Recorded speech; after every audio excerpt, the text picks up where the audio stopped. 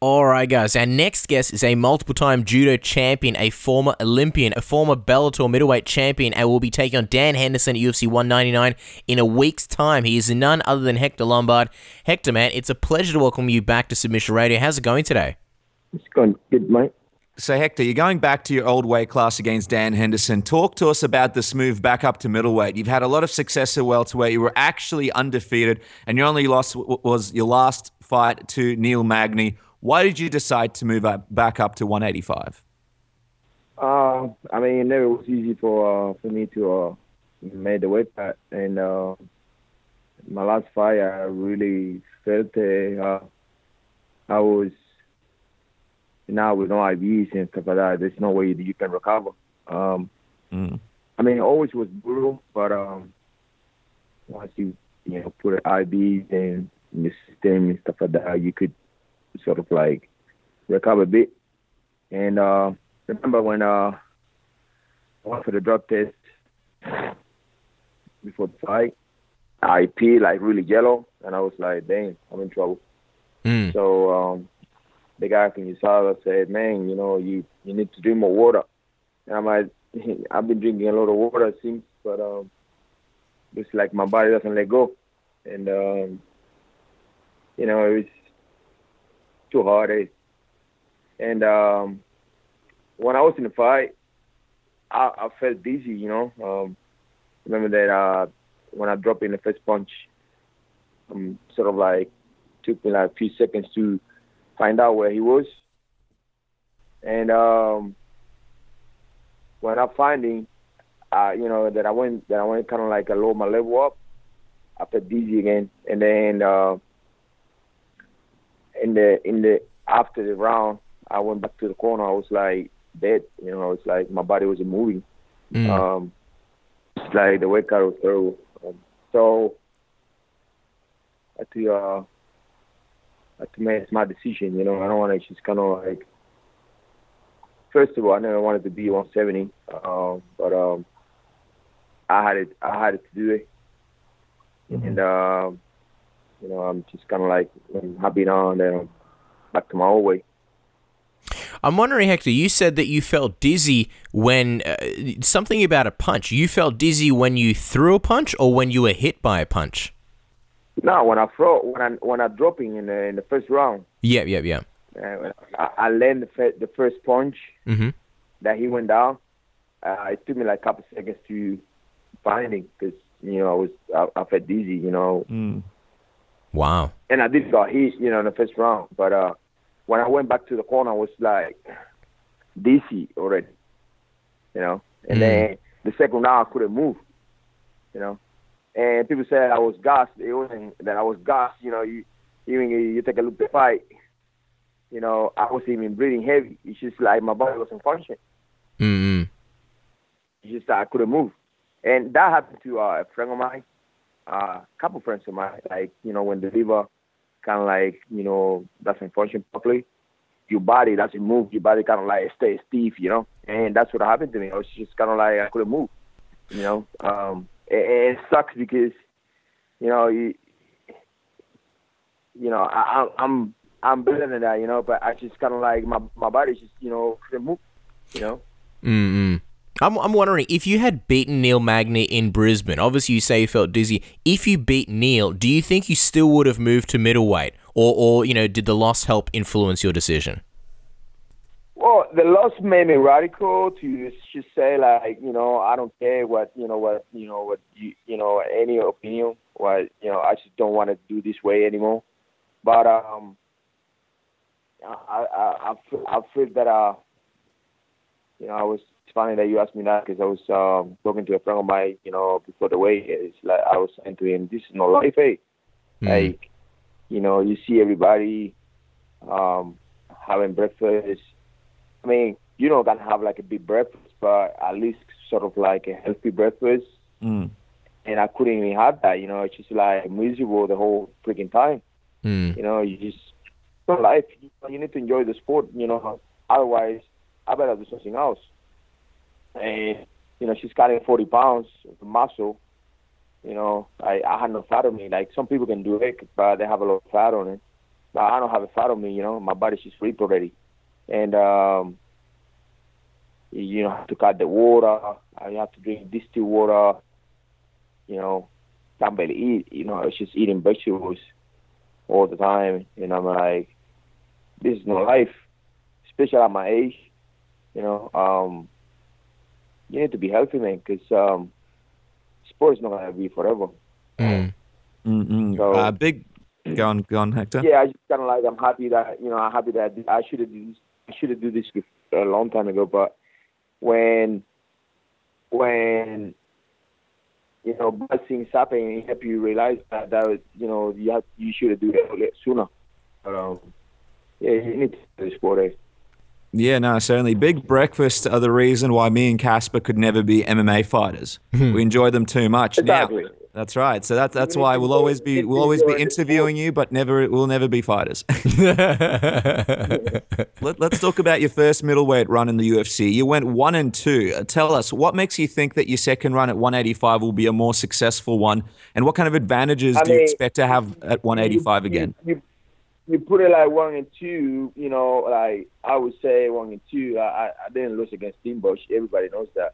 He was running the whole time. He didn't do a thing. The other fight was close. Could have gone either way. But yeah, I feel that's my way. I mean, 185 is my way. It's always be my way. And you know, I just don't seem to cut to 170 anymore, to be honest. We actually read, I believe you spoke to MMA Junkie, and you said recently that you might be moving up to light heavyweight as well. Is that true? Yeah. Wow. Yeah, between 185 and 205, like that way too. Just very curious. What is your reasoning behind going to light heavyweight? Will we see you stay at a weight class for a long period of time, or do you anticipate yourself going between weight classes back and forth? Yeah, I mean, I one of the reasons why I want to go to a 205 is because I want to whoop Tim Boetsch. You know, I can't live with it without me whoop his ass. You know, and then he can retire. But you know, he is at 205. I want to find the guy and do my. That's one of the reasons. And yeah, I'm a strong guy, man. I'm strong. I'm powerful, and I'm explosive. You know, and you know, I don't want to wait, man. You know, I don't want to wait. I'm done with that. So all my life I've been cutting weight. I'm sick of it. Yeah. No, we understand. And I mean, you mentioned Tim Boetsch, but are there any other names at light heavyweight that you'd be excited to fight in the UFC? Well, yeah. First of all, I want to whoop that ass, and after that, I mean, whatever. I mean, I just want to take a lot of fights this year, and that's another reason why I want to fight at 185, and I'm happy to be fighting at 185, and you name it. Is because, you know, 170, I couldn't fight, you know, every 6 months, because, you know, it would have taken me months to get ready, to make my body ready for the fight. You know, start running, cutting weight, and doing a lot of diet. I mean, it's brutal. So whether I would get injured in between, and I would have to stand the fight for another time, or, you know, I would have to wait and see when my body was ready to make the weight cut. Which is like, I wanted 20 pounds is, you know, a lot easier than 40 pounds, you know what I mean? Of course. I'm wondering, when was the last time you fought at light heavyweight, Hector? Because you did it at the start of your career. How long has it been since you fought at light heavyweight? Maybe like, I don't know, like 10 years. Wow. Are you concerned at all about the height disadvantage you may have at 205? Yeah, I mean, like, I had to fight tall guys. How tall was Magny? Like 6'3", 6'4". That's a like good that. point, yeah. Is any light heavyweight is gonna be taller than that? No, he's definitely He's definitely tall, Hector. Now, obviously, a lot of questions about what's going to happen after Dan Henderson. So if you do beat Dan Henderson next weekend, will you be looking to fight Tim Boetsch after that? Because Tim is fighting Josh Salmon at UFC Fight Night 91, July 13th. If Tim does beat Josh, is that the next fight that you want at light heavyweight? Yeah, I mean, hopefully, that guy gets injured and I can jump in right away. You're going to have to plan some sabotage, make sure Josh Salmon doesn't make it to that fight, and then you can jump in there. I'm just wondering, middleweight or light heavyweight, what is your goal? Do you plan on holding the belt in either of these divisions? I don't know about that. I mean, I just want to get a lot of fights, I want to get a lot of fights. I want to keep fighting. I want to get busy this year. Back in the days, I could fight like 6-7 times. And that's where I want to be at. I want to be like, always at the office. That's what I like to do, put in that work. Yeah. 170 stuck me, seeing like for 2.5 years, maybe 3 years. I wasn't going nowhere. Whether it's like they have to sign a guy to fight me because nobody wants to fight me, or I mean, like, I never see that before in my life. So obviously, with you mentioning middleweight and light heavyweight, I mean, we have to talk about the champions in Luke Rockhold and John Jones. How do you think you would do against those guys, being up at the top of the division? Well, I know that yet. Let me win. Let me win a couple fights, and we talk after that. So people take me seriously. I want people to take me seriously. I just don't want to talk like a joke. So first of all, I'm gonna put this away on Saturday, and Mama, I'm gonna do it, and I'm gonna make it quick, nice and clean, and then after that, hopefully I can get Tim Boetsch and beat that ass quick. After that, you can interview me, and we make another interview. We'll play matchmakers and we'll talk about that. All right, well, let's talk about your opponent, UFC 199, Dan Henderson. You said recently how he didn't really give you much attention when you first came to America and trained at Team Quest. That was many years ago. Have you guys spoken much since? Have you cleared the air with Dan by any chance? Dan Henderson is just, like a fake. Freaking guy, comes across like a nice guy when he's not. If somebody comes to my training camp and wants to train, if you one day I have, like, let's suppose that I have a Hector Lombard training camp or Hector Lombard facility, okay? And, some young guys, because, trust me, like, even at ITT, a bunch of guys come from Australia, and I introduce myself, like, hey, man, how are you doing? How are things, even guys from New Zealand, like JJ and a bunch of others, young kids, I introduce myself. I tell them, like, whatever you need, if you need a lift, something like that, just give me a call. I change numbers, we talk for a little bit, we roll, we do some training together. Not a big deal, eh? This fuck with, it's kind of like, I'm bodying you, so don't care for me, and I don't care for me either. I'm just wondering, Hector, what are your thoughts on Dan these days? He's obviously accomplished a lot in the sport. Do you respect what he's been able to achieve? Well, I would be an idiot, and if I don't respect what he did in the sport. He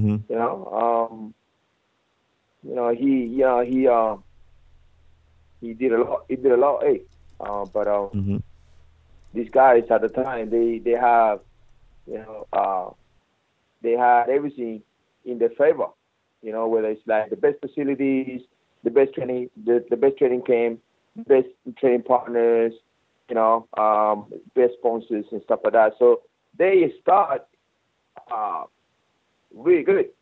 They didn't start like me, working like, from, 10 hours a day and go to the gym and train myself. You know what I mean? Like that's the hard. You know, they just they start up and he, Randy Couture and Matt Midland and a bunch of others. They had a good team from the start. I wish I would have had that. I understand where you're coming from. I'm gonna ask you, Hector. Basically, put it this way. Back in the days, it would have been 4 big teams, and they were dominating the whole sport. You know, it would be Team Quest. It would be Shooter Box. It would be Brazilian top team, and it would be in Japan, where it's like all these Japanese they exchange the same gym altogether, where Shuto and Yoshida Doyo, they all bouncing around the same gym. So that was the beginning. So from the beginning, he was in the best team. Team Quest. It was Team Quest. It was Shooter Box. They had, you know how many people they had back in the days. You know, they're still all together now. But different name. It's called Kings, anyway. And the Nogueira and all these people, like it was called BTT, Brazilian top team. So whoever would be in those teams, they were winning. It was like the level wasn't equal. The level was like whoever is in those games are gonna be winning, and the rest forget about it. Now the level is like kind of like you're gonna see American top teams, you're gonna see whatever. Even like guys training at small games, they have people with a lot of knowledge, training them, So now the level is like equal.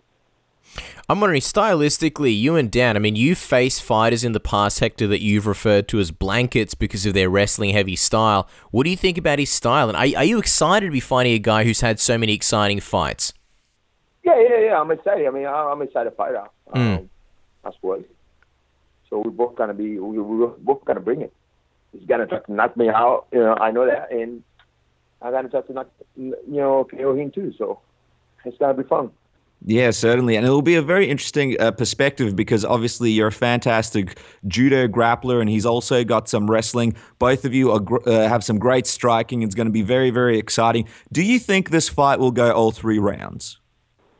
It's hard to say, but I don't want to. I want to make a good impression. Dan's a guy who said that he's almost ready to retire, and a lot of people see this as almost the end of his road. Do you think that your fight might help him with that decision if it's a dominant finish? He's always saying that, he's always saying the same thing, that's, and I know why he said that. He says that just don't put pressure on himself, you know what I'm saying? Like he's been saying that since he fought Fedor. He's like, I'm about to retire. Facing, a legend like this, blah, blah, blah. He knocked him out, and then he's like, I know we're going anywhere. Then, lose a couple fights, and then he goes like, before fighting Tim Boetsch, I seen that's it, blah, blah, blah. KO Tim Boetsch is like, I don't know nowhere. I know why he does it. What, well, we know. Sorry, why do you think he does it? Why do you think he's saying that? As I said before, he doesn't put pressure on himself like, whatever, I'm just about to get it done anyways. Well, we know that surely you'll want to fight at least one more time because the UFC will be coming to Melbourne in November. Is it safe to say you'll be campaigning to get on that November Melbourne card, Hector? Yeah. Definitely, I always want to fight in Australia, but I want to have a couple of wins after that. Yeah. I want to have. When is it? Say it again. Well, it's probably going to be in November, and they're probably going to be doing it in Rod Laver. I mean, you didn't fight at 193. You didn't get the win in Brisbane. Do you feel like you have to get at least one more win in Australia? Oh, man. I'm going to have few more wins in Australia. I can't just leave this sport that way. I'm disappointed, and to be honest, I'm disappointed because, you know, my disappointment is because I lost against a guy that I know that I'm better than him, you know. Like, it's just my body didn't function, you know. My body just, you know, gave up on me. I wasn't moving, but, you know, it is what it is. Things happen in the sport, eh? Yeah, no, for sure. And I mean, the big fight coming up is against Dan Henderson. So as we let you go, Hector, give us your official prediction. How do you see yourself beating Dan Henderson at UFC 199? I see myself beating him in a beautiful fashion.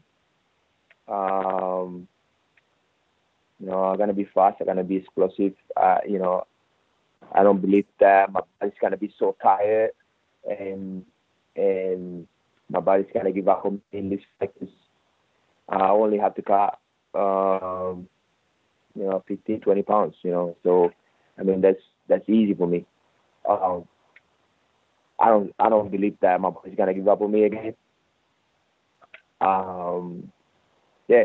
So, you know, I tell you, when I'm at peak, when my body's functioning properly, I will be there like pistol. And, you will see. I don't gotta talk anymore because you know it's time to do. But you know, you will see on Saturday. You guys gonna see on Saturday, and then give me a call after that. Eh? We'll give you a call. We'll give you a call. We'll have a chat about it. We'll organise another interview. Man, we can't wait. It's going to be exciting times. Brand new Hector Lombard, back to his old weight class. Hector Lombard Classic, if you will, taking on Dan Henderson next weekend. I believe it's going to be June 4th. And you guys can follow Hector Lombard on Twitter at Hector Lombard. Hector, it's always a pleasure having you on the show, man. Thank you so much for taking the time. Thank you, guys. And I'll talk to you guys after my fight. All right, perfect. We'll speak to you then. Thank you, guys. Bye-bye.